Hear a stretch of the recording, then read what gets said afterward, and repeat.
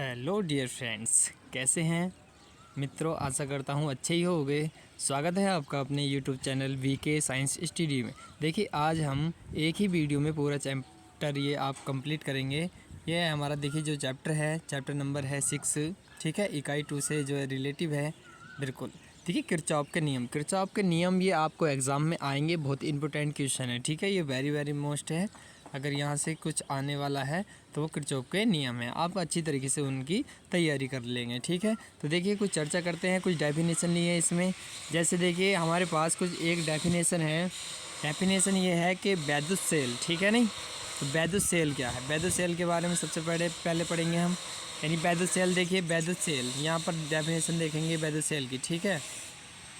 आप देख सकते हैं, यानी वैद्युत सेल एक ऐसी युक्ति है, वैद्युत सेल एक ऐसी युक्ति है जो रासायनिक ऊर्जा को वैद्युत ऊर्जा में परिवर्तित करके किसी परिपथ में आवेश के प्रवाह को क्या कर देती है, वो निरंतर कर देती है, ठीक है ना। जैसा हम देख रहे हैं, ठीक है। यानी वैद्युत सेल एक ऐसी युक्ति है जो रासायनिक ऊर्जा को वैद्युत ऊर्जा में परिवर्तित करके, ठीक है, और किसी परिपथ में आवेश के प्रवाह को क्या है, वो निरंतर बनाए रखती है, ठीक है। इतना हमें ध्यान रखना है ये डेफिनेशन में। उसके बाद देखिए, चलते हैं सेल का विद्युत वाहक बल। देखिए, सेल का जो विद्युत वाहक बल होता है उस पर चर्चा कर लेते हैं। जो हमारा सेल का विद्युत वाहक बल है, ये होता क्या है, यानी एकांक आवेश को, क्या है, एकांक आवेश को पूरे परिपथ में, ठीक है, प्रभावित करने में सेल द्वारा सेल को दी गई ऊर्जा का, ठीक है, ऊर्जा को सेल का विद्युत वाहक बल कहते हैं। एक बार दोबारा सुन लेंगे। एकांक आवेश को पूरे परिपथ में प्रभावित करने में सेल द्वारा दी गई ऊर्जा को सेल का क्या कहेंगे, विद्युत वाहक बल कहते हैं, ठीक है। इस टाइप से कर देंगे, इसे ई से प्रदर्शित करते हैं, और ई बराबर हमारा W/Q होता है। ये भी हम एक नज़र में देखते चलेंगे, ठीक है। चलते हैं, देखिए टर्मिनल विभवांतर की ओर। फ्रेंड, टर्मिनल विभवांतर है क्या? देखिए, टर्मिनल विभवांतर वो है, जैसे मान लीजिए, माना किसी विद्युत परिपथ से जुड़े सेल का विद्युत वाहक बल E तथा परिपथ में Q आवेश के प्रभावित होने पर सेल द्वारा दी गई ऊर्जा कितनी है, W है। तब देखिए, E बराबर W/Q हमें याद रखना है, ठीक है। और उसके बाद देखिए, परिपथ के सभी भागों में प्रभावित आवेश Q ही होगा, बिल्कुल। और यहाँ पर जो ऊर्जाएं होंगी, व्यय होने वाली ऊर्जाएं W1, W2, W3 होंगी। इस प्रकार से E बराबर W/Q सूत्र रखकर W का मान, ये ऊर्जा रख देंगे इतनी, W1, W2 plus dot dot, इस टाइप से बढ़ती रहेंगी। अब इसे इसके बटे में लिख देंगे, Q को इसके बटे में, और इसके तीनों के बटे में लिखने पर ये कंडीशन आ जाएगी। देखिए, यहाँ हम जानते हैं B बराबर W/Q होता है। इसे B1 मान लिया, इसे B2, और इस वाले को क्या मान लिया हमने, B3, जैसा आप देख रहे हैं, ठीक है। ये B3 हो जाएगा। ये वाले मान कहाँ रखे हैं, यहाँ पर रख दिए, ठीक है। ये जो समीकरण थी, ये वाले मान यहाँ पर रख सकते हैं आप। तो अब देखिए, आपको क्या करना है, इसमें एक डेफिनेशन थोड़ा पढ़ेंगे कि किसी परिपथ के दो बिंदुओं के बीच एकांक आवेश को प्रभावित करने में किए गए कार्य को उन बिंदुओं के बीच टर्मिनल विभवांतर कहते हैं। इतनी डेफिनेशन है इसकी, फ्रेंड, ठीक है। तो बहुत ही अच्छे से समझेंगे, देखेंगे, बिल्कुल। देखिए, आप क्या करना है तुम्हें। देखिए, सेल का जैसे टर्मिनल विभवांतर है, सेल का जो टर्मिनल विभवांतर है वो होता क्या है, सेल का टर्मिनल विभवांतर। तो देखिए, बिल्कुल चर्चा करते हैं। जो सेल का टर्मिनल विभवांतर होता है, विद्युत वाहक बल तथा आंतरिक प्रतिरोध में संबंध, ठीक है। देखिए, इस टाइप का रिलेशन करने के लिए सबसे पहले क्या करना पड़ेगा, ये परिपथ है हमारा, ठीक है। ये परिपथ आपको दिखाई दे रहा है।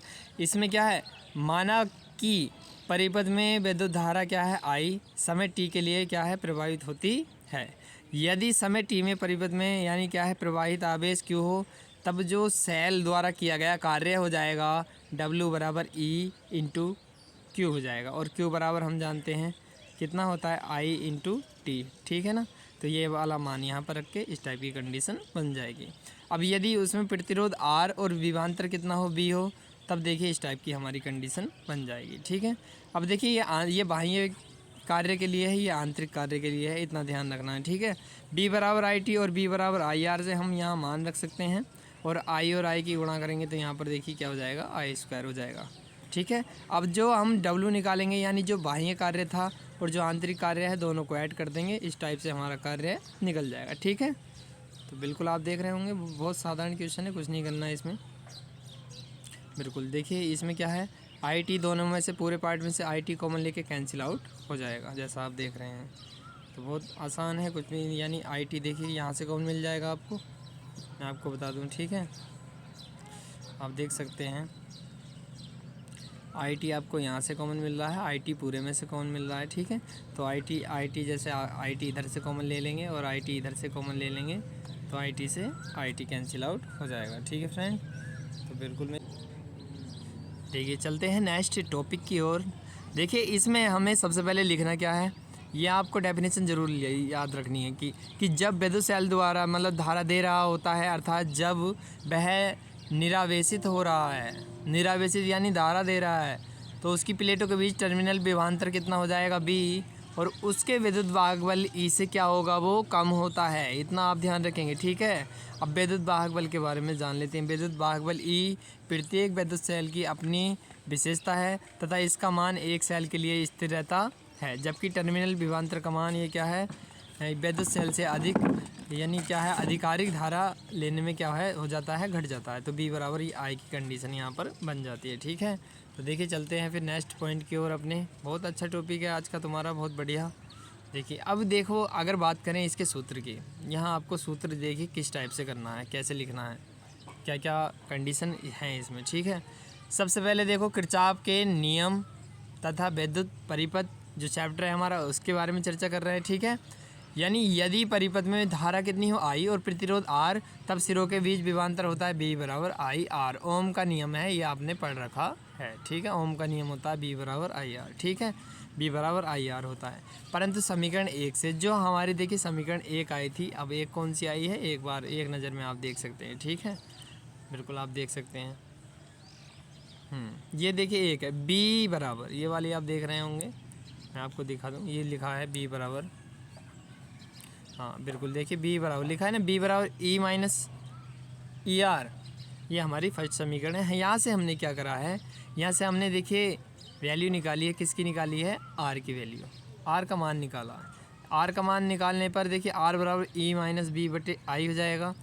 अब देखिए जहाँ पर ये है समीकरण 2 से आई का मान रखने पर, बिल्कुल बढ़िया, यहाँ से देखिए हम आई का मान निकालेंगे, तो आई का मान हमारा जो कितना निकलेगा, आई का मान निकलेगा कि ये हो जाएगा आई बराबर, देखिए गुणा वाली बात बटे में पहुंच जाएगी, बी बटे में कितना हो जाएगा आर, ठीक है।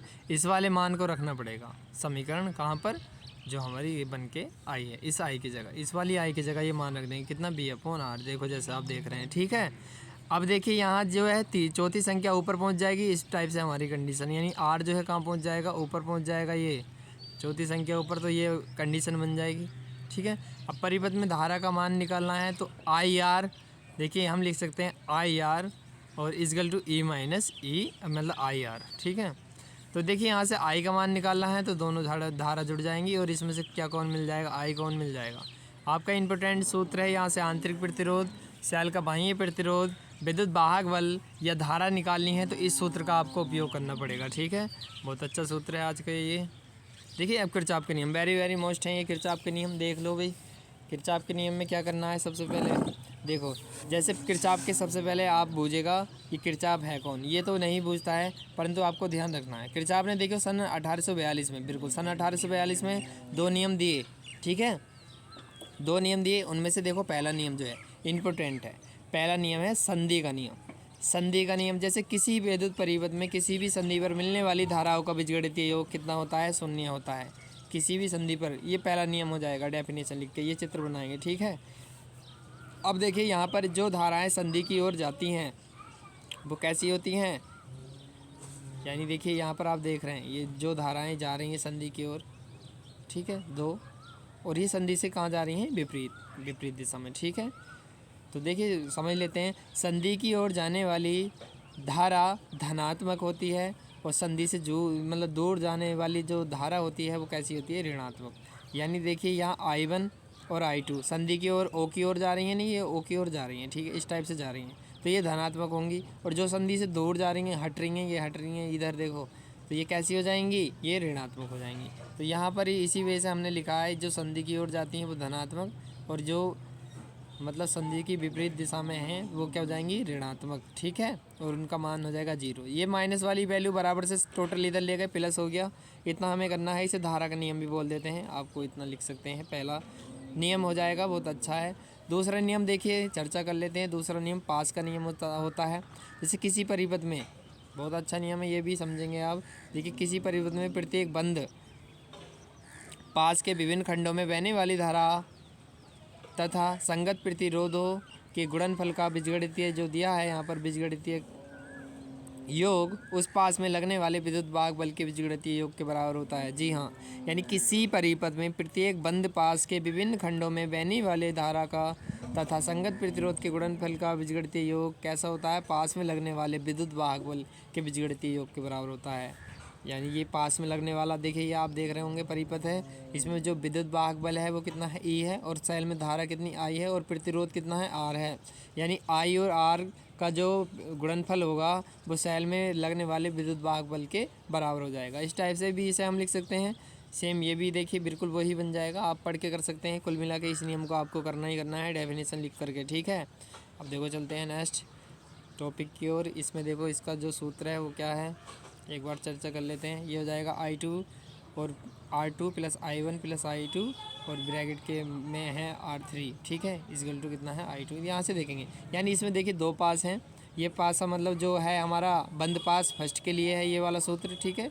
ये बंद पास फर्स्ट के लिए है, और ये जो दिया है हमारा ये बंद पास सेकेंड के लिए, ठीक है। इतना लिख सकते हैं। यानी किरचॉफ का दूसरा नियम ऊर्जा संरक्षण को व्यक्त करता है। ये देखिए एक नंबर का क्वेश्चन आ जाता है कि किरचॉफ का कौन सा नियम ऊर्जा संरक्षण के नियम को व्यक्त करेगा, तो आपको डायरेक्टली क्या लिखना पड़ेगा यहाँ पर? बहुत आसान है, ये लिखना पड़ेगा, ठीक है। आप लिख सकते हैं कि किरचॉफ का दूसरा नियम ऊर्जा संरक्षण के नियम को क्या करता है? व्यक्त, और इसे वोल्टता का नियम भी कहते हैं, ठीक है। इतना लिखना पड़ेगा। पूरा चैप्टर कंप्लीट करेंगे आज इसी वीडियो में। बहुत बढ़िया है आपका टॉपिक, ठीक है नहीं? बिल्कुल आप देख रहे होंगे, देखिए देख लेते हैं एक बार। बहुत बढ़िया टॉपिक है ये आपका, जैसा भी दिया हुआ, कुछ भी नहीं करना है इसमें। देखिए बोल्टता वाला, ठीक है। तो बिल्कुल डियर फ्रेंड आ जाओ। देखो व्हीट स्टोन से तो बहुत इंपॉर्टेंट है, वेरी वेरी मोस्ट है। सबसे पहले एक परिपथ बना लेंगे, जैसा कि हम इसमें देख रहे हैं, ये चित्र बना हुआ है, ठीक है। चित्र जब ये बना हुआ है, देखो इसमें देखिए ABCD को ये आयताकार कुंडली है। इसकी डेफिनेशन कैसे लिखनी है? ABCD आयताकार कुंडली है जिसके प्रतिरोध PQRS हैं, और जिसमें क्रम से धारा I1/I2 बह रही है। जिसमें एक देखिए यहाँ धारा मापी लगा हुआ है G, जिसमें कुंजी लगी हुई है K1 K2 कुंजी लगी हुई हैं, और जिसमें जुड़ा हुआ है सेल का विद्युत वाहक बल कितना जुड़ा है? E जुड़ा है। इतनी आपको डेफिनेशन लिखनी है, ठीक है नहीं? अब देखो आपको इसके बाद क्या करना है। इसमें देखिए जब K2 को दबाते हैं तो G में, यानी इसमें BD में, यानी कोई भी परिवर्तन नहीं होता, धारा मापी में कोई भी परिवर्तन नहीं होता, ठीक है। तो यहाँ पर ही देखिए हम किरचॉफ के दूसरे नियम से इसे हल करेंगे बहुत ही अच्छे तरीके से। देख लेते हैं एक बार ये, ठीक है। बिल्कुल देखो फ्रेंड, इसे हमें करना कैसे है। जैसे देखिए आप चित्र देखेंगे और सबसे पहले इसे करेंगे। जैसे यहाँ पर देखिए I1 से P, यानी AD की बात करें, कि यदि बात करें ABD, यानी पहले आधे पार्ट की बात कर लेते हैं। किसकी? इसकी, इस वाले आधे पार्ट की बात कर लेते हैं, ठीक है नहीं? ये जो आधा पार्ट है, ये आधे पार्ट की बात करेंगे तो ABD दिखाई दे रहा है, AB आपको देख सकते हैं ABDA, ठीक है नहीं? यानी ABDA, ठीक है, ये है नहीं है? तो यहाँ पर ABDA है, किरचॉफ का दूसरा नियम लगा देंगे। यानी यहाँ जो धारा है I1 से क्या कहाँ बह रही है? P की ओर, I1P, ठीक है ना। और यहाँ पर देखिए जो हमारा दिया है I2 से R, ये माइनस करके लिखना है, ठीक है। अब देखिए सेम BCD में देख लीजिए, BCD में यहाँ आप देख रहे होंगे, ठीक है। तो I1 से Q है, और यहाँ कितनी है? माइनस करके लिखेंगे इसे। I2 से कितना है? ये S, ठीक है। दोनों समीकरणों को क्या कर देंगे? आप भाग कर देंगे, या आप इसे ऐसे भी कर सकते हैं, बराबर से इधर ले जा सकते हैं। जब आप बराबर से पहली समीकरण को ले जाओगे तो आपकी हो जाएगी, देखिए I1P बराबर कितनी हो जाएगी? I2R, I2 हो जाएगी आपकी R, ठीक है। बराबर से इधर ले गए, ठीक है। और एक है आपकी देखिए I1Q बराबर बराबर कर लेंगे, क्योंकि इसे बराबर से इधर लेकर जाएंगे, तो ये हो जाएगा I2S। अब इसे समीकरण नंबर 1 मान सकते हैं, और इसे मान सकते हैं आप 2। अब इन्हें भाग कर देंगे तो देखिए इस टाइप की कंडीशन बन जाएगी, नहीं बन जाएगी? देखिए इसके बटे में ये हो गया, और इसके बटे में ये हो गया, ठीक है। अब देखो आपको क्या करना है, यहाँ पर जो एक से वैल्यू है उन्हें काट सकते हैं। जैसे एक से क्या है भाई, देखो यहाँ बंद कर लेंगे, I1 से I1 कट गया, I2 से I2, तो कुल मिला के जो सूत्र बनेगा आपका ये बन जाएगा। इंपॉर्टेंट सूत्र है, इसे भी देख लेंगे एक नज़र में, ठीक है। चलते हैं नेक्स्ट पॉइंट, नेक्स्ट टॉपिक की ओर अपने।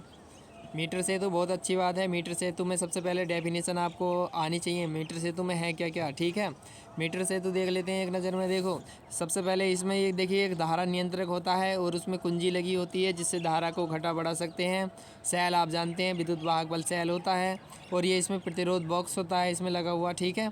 एक संट का उपयोग करते हैं, संट होता है इसमें लगा हुआ है, ठीक है ना। ये देखिए ए और बी की लंबाई यहाँ एल दे रखी है, और यहाँ से बी और सी की लंबाई कितना है 100 माइनस कितना है, ये एल है, ठीक है।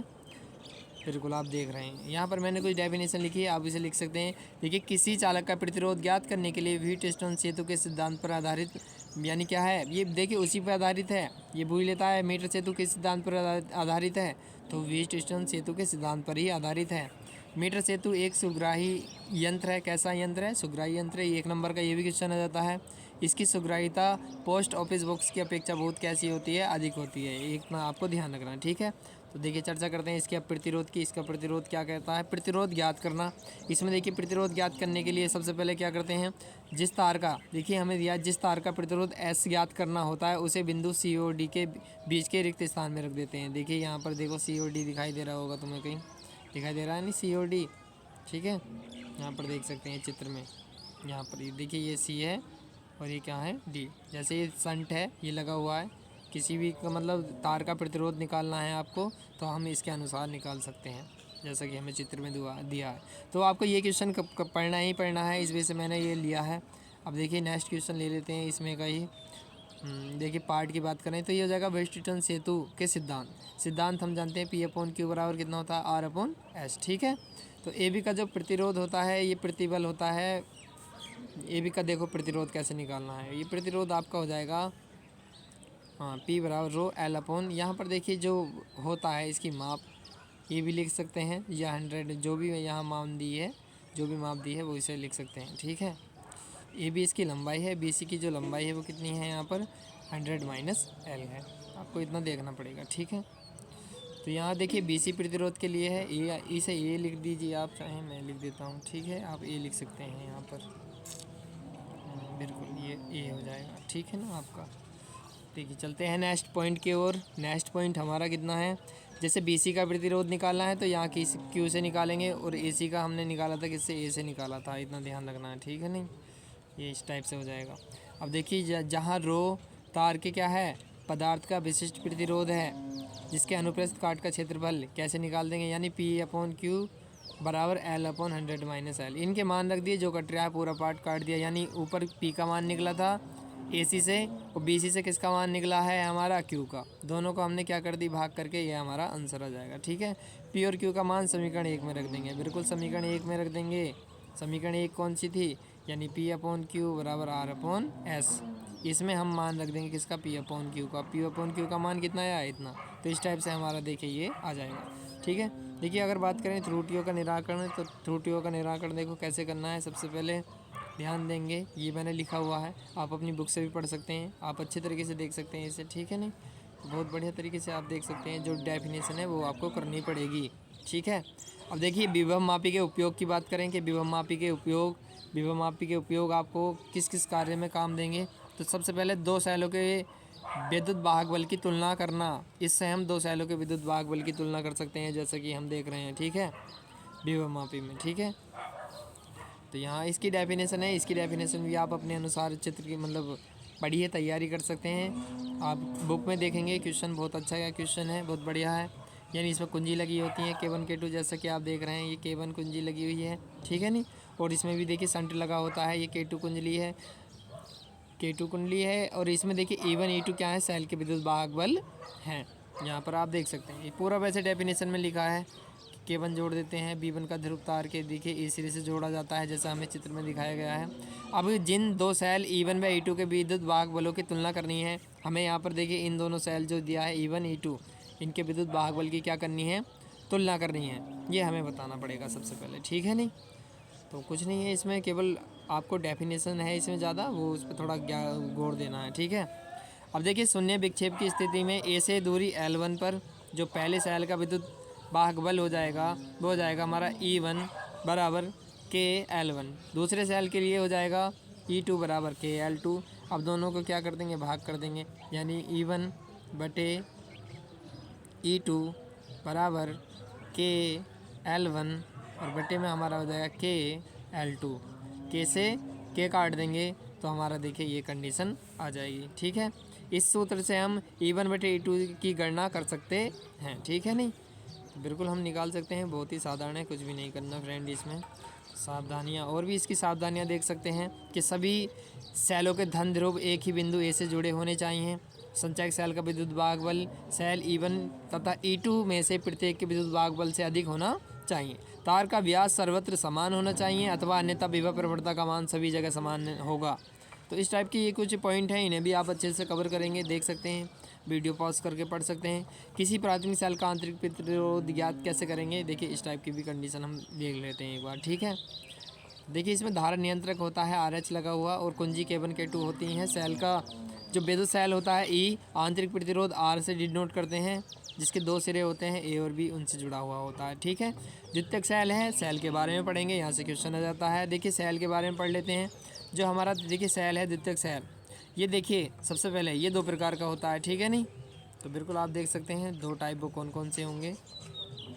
सबसे पहली बात करें सीसा संचायक सेल। ठीक है, एक होता है क्षारीय संचायक सेल। ठीक है, देखिए जैसे कि हमें डायग्राम भी बनाए हुए हैं, इसकी दो प्लेटें या दो समूह होते हैं, विशेष रूप से तैयार किए जाते हैं और में जिसमें जैसे कि चित्र में ये इस वाले में हमें दिखाई गया है। ठीक है, प्लेट समूह सीसा एंटीमनी मिश्र धातु की कई प्लेटें होती हैं इसमें। देखिए जैसे कई प्लेटें हैं, आप देख रहे हैं ये ठीक है नहीं, कई प्लेटें हैं यहाँ पर इसमें। ठीक है, जिसमें देखिए एक प्लेट समूह की ये दिया है जालियों के बीच रेड लेड Pb3O4 का गंधक के अम्ल में बना पेस्ट भर देते हैं। इनके मध्य जो है जो भरा हुआ पेस्ट है वो बुझलिता किसका होता है, Pb3O4। ठीक है, तो इसका भी हम ध्यान रखेंगे, बहुत अच्छा है ये भी हमारा टॉपिक। तो देख लेते हैं। देखिए नेक्स्ट यहाँ पर आप समीकरण इसकी याद रखेंगे। जो इक्वेशन होती है कि H2SO4 सांसल्फ्यूरिक अम्ल की जो क्रिया होती है वो हाइड्रोजन यहाँ से अलग हो जाएगा, SO4 अलग हो जाएगा। ठीक है, यानी वियोजन सिद्धांत के अनुसार गंधक का अम्ल हाइड्रोजन तथा सल्फेट के आयनों में क्या हो जाता है, वियोजित हो जाता है, बिगड़ जाता है। इस टाइप की कंडीशन प्राप्त होती है जब सेल का पहली बार आवेशित करने में उसमें बाह्य स्रोत विद्युत धारा प्रभावित करते हैं तो उसमें 2H देखिए 2H क्या है, आयन ऋण प्लेट की ओर तथा SO4 आयन धन प्लेट की ओर जाने लगते हैं। ये एक लाइन ये आप लिखेंगे, इंपॉर्टेंट लाइन है। ठीक है नहीं, तो बिल्कुल हम देखिए चर्चा करते हैं नेक्स्ट अपने पॉइंट पे। देखिए धारा लेते समय क्रिया, धारा लेते समय जो क्रिया हो जाएगी, जैसे PbO2 हमें दिया गया है, PbO2 दिया हुआ है, देखो यहाँ पर PbO2 प्लस के H2SO4 प्लस के 2H और यहाँ 2E का क्या हो जाता है, ऋणावेश होता है। इसी प्रकार PbSO4 हो जाएगा और प्लस कितना हो जाएगा 2H2। ये धन प्लेट पर है और जो ऋण प्लेट पर कंडीशन रहेगी देखिए बिल्कुल अपोजिट रहती है। PbSO4 पर ऋणावेश रहेगा 2 का और PbSO4 प्लस के 2E का क्या हो जाएगा यहाँ पर ऋणावेश। इस टाइप से हम इसे कर सकते हैं। ठीक है, आप देख सकते हैं, देखिए ये दो प्लेटें हैं, धारा लेते समय ये है आवेशित करते समय। ठीक है, यहाँ देखिए 2H क्या है, धनायन है, और यहाँ पर देखिए आवेशित करते समय SO4 पहले लिखा है और 2H पे क्या करा है इन्होंने, धनावेश विपरीत में करा है। ठीक है, ये Pb वाली स्थिति में है और ये PbSO4 वाली कंडीशन में है। ठीक है, आवेशित करते समय जो क्रिया होगी देखिए यहाँ पर धन प्लेट आप देख सकते हैं, आवेशित करते समय जो क्रिया होगी धन प्लेट पर। ठीक है, इसके लिए हो जाएगा PbSO4 SO4 का देखिए ऋणायन हो जाएगा 2 का और 2H2 ऐसे। अब देखिए उल्टा हो जाएगा, उसमें क्या था PbO4 था, यहाँ पर PbSO4 था, इसमें क्या है PbO2 और 2H2SO4 और प्लस के कितना हो जाएगा 2E पे ऋणायन हो जाएगा। ठीक है, सेम इसी की कंडीशन लिख देंगे, PbSO4 2H धनायन और 2E पे ऋणायन, तो ये अलग हो जाएगा इसमें, यानी Pb हमारा देखिए हो जाएगा PbH2SO4, ये धन प्लेट पर और ये ऋण प्लेट पर। एडिशन का क्षारीय संचायक सेल, देखिए क्षारीय संचायक सेल की बात कर लेते हैं। सबसे पहले इस संचायक सेल का निर्माण सन 1901 में एडिसन ने किया था और यह एक निकल चढ़े हुए लोहे का क्या होता है, जार होता है, जिसमें पोटेशियम हाइड्रोक्साइड क्या होता है उपस्थित होती है और जिसमें 21% घोल भरा रहता है, जिसमें कुछ दिया है देखिए लिथियम, ये दिया है लिथियम हाइड्रोक्साइड मिला देते हैं, जिससे सेल की क्या है क्षमता बढ़ जाती है। सेल का घनत्व इतना होता है, इतना हमें ध्यान रखना है। और सेल देखिए इस सेल की जो धन प्लेट है वो जो होती है स्टील की ये बेलनाकार जो नलियाँ होती हैं उसकी बनी होती है, जैसे निकिल हाइड्रोक्साइड तथा निकिल छीलन की एकांतर लोहे की छड़ होती है। ठीक है, इसमें Fe होता है, Fe का चूर्ण भरा होता है। Fe मतलब आयरन लोहा। और इसकी जो चालकता बढ़ाने के लिए थोड़ा सा मर्क्यूरिक ऑक्साइड क्या है इसमें मिला देते हैं। तो इसे भी आप टॉपिक को पढ़ेंगे, कवर करेंगे। अच्छा टॉपिक है, आ जाता है एग्जाम में, सर्वाधिक पूछा जाता है। किरचॉफ के नियम तथा वैद्युत परिपथ आज चैप्टर की तुलना कर रहे थे। ठीक है, अब बात करते हैं सीसा संचायक सेल से तुलना। देखिए, अगर तुलना करते हैं सीसा संचायक सेल से तो किस प्रकार की कंडीशन रहती है। इसमें देखिए, सीसा संचायक सेल की अपेक्षा ये अधिक स्थायी, मजबूत व हल्की होती है और बहुत दिनों तक ये क्या है, विचित्र यानी क्या है, विसर्जित रहने पर यह भी क्या होती है, ख़राब नहीं होती, जबकि सीसा संचायक सेल खराब हो जाता है। ठीक है, इतना हम कर लेंगे बहुत अच्छे तरीके से। तो बिल्कुल फ्रेंड, आप देख सकते हैं इससे होने वाली हानियाँ ध्यान रखेंगे कि सीसा संचायक सेल की अपेक्षा इसका विद्युत भागबल कम होता है और इसका इतना पतन भी शीघ्र होता है। ठीक है, यहाँ से देखिए नेक्स्ट इसकी हानियाँ हैं। इसकी दक्षता क्या है, कम है। आंतरिक प्रतिरोध अधिक होने के कारण यह सीसा संचायक सेल से कम प्रबलता कि क्या रखता है, धारा रखता है। तो यहाँ से आप इसे देख सकते हैं। ठीक है, बिल्कुल फ्रेंड, आप देख सकते हैं, बहुत अच्छा आपका टॉपिक था ये। तो इस टाइप की आज की कंडीशन थी, आज का ये चैप्टर आप इसमें ये कवर कर लीजिए। मैं एक नज़र में और देख लेता हूँ। बिल्कुल फ्रेंड, आप देख सकते हैं। देखिए, सबसे पहले इसमें विद्युत सेल के बारे में पढ़ेंगे, सेल का विद्युत भागबल इसके बारे में कवर करेंगे। टर्मिनल विभवांतर पढ़ेंगे यहाँ से। ठीक है नहीं, सेल का आंतरिक प्रतिरोध किन किन बातों पर निर्भर करेगा ये पढ़ेंगे। और ये देखिए रिलेशन निकालेंगे, विद्युत भागबल आंतरिक प्रतिरोध में संबंध, इस पर आधारित न्यूमेरिकल आ जाता है, जैसे B बराबर E-IR है। ठीक है, इसे बहुत अच्छे तरीके से पढ़ना है आपको कि I बराबर E+RR ये हो जाएगा। देखिए, किरचॉफ के नियम वेरी वेरी मोस्ट हैं, ये आपके बहुत बहुत महत्वपूर्ण है। किरचॉफ के नियम ये आपको कवर करने हैं,